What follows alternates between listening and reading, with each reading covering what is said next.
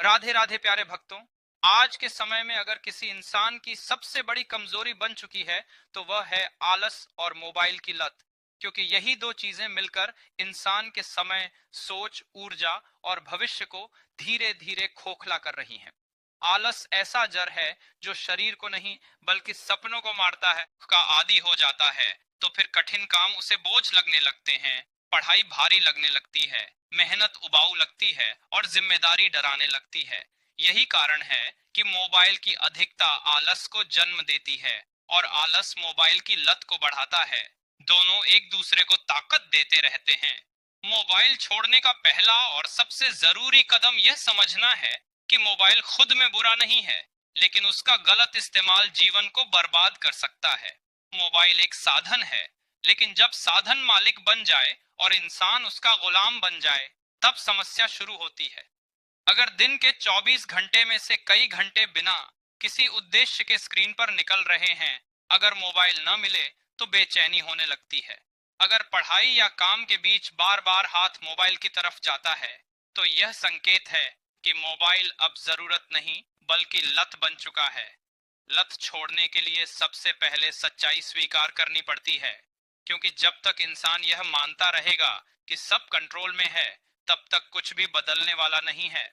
आलस छोड़ने के लिए भी सबसे पहले अपने आप से ईमानदारी जरूरी है, क्योंकि आलसी इंसान अक्सर हालात, किस्मत या दूसरों को दोष देता है, जबकि सच्चाई यह होती है कि वह खुद अपने आराम से बाहर निकलना नहीं चाहता।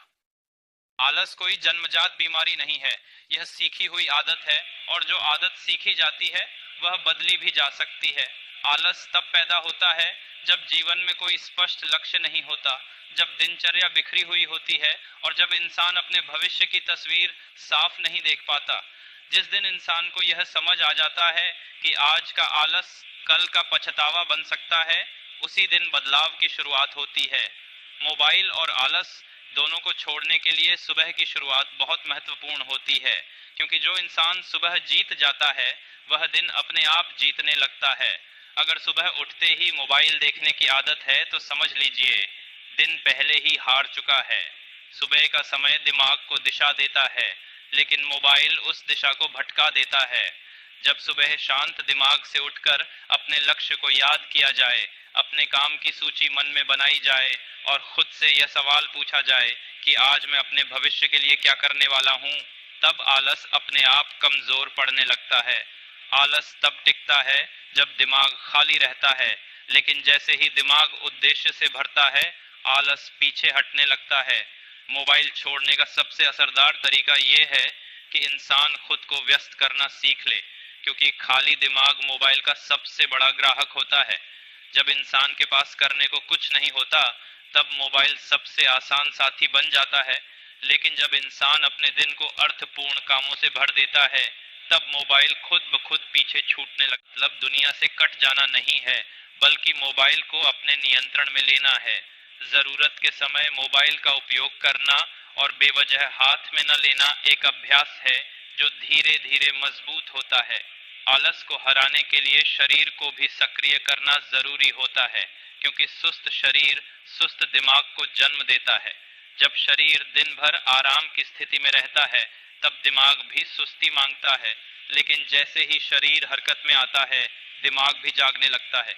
इसलिए चलना, उठना, काम करना, खुद के काम खुद करना, ये सब आलस के खिलाफ छोटे लेकिन शक्तिशाली हथियार हैं। आलसी इंसान अक्सर कहता है कि मन नहीं है, लेकिन सच्चाई ये है कि मन काम करने से बनता है, काम मन से नहीं। मोबाइल की लत इंसान की एकाग्रता को सबसे ज्यादा नुकसान पहुंचाती है। जब दिमाग बार बार नोटिफिकेशन, रील्स और मैसेज के बीच कूदता रहता है, तब वह किसी एक काम पर टिकना भूल जाता है।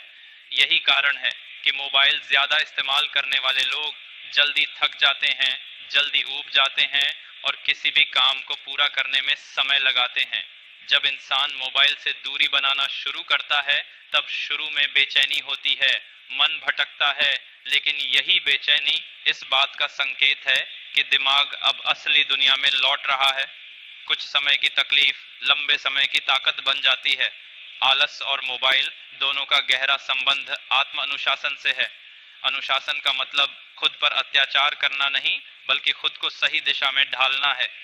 जब इंसान अपने लिए कुछ नियम बनाता है और उन्हें ईमानदारी से निभाता है, तब धीरे धीरे उसका जीवन पटरी पर आने लगता है। नियम चाहे छोटे हों, लेकिन नियमित हों, क्या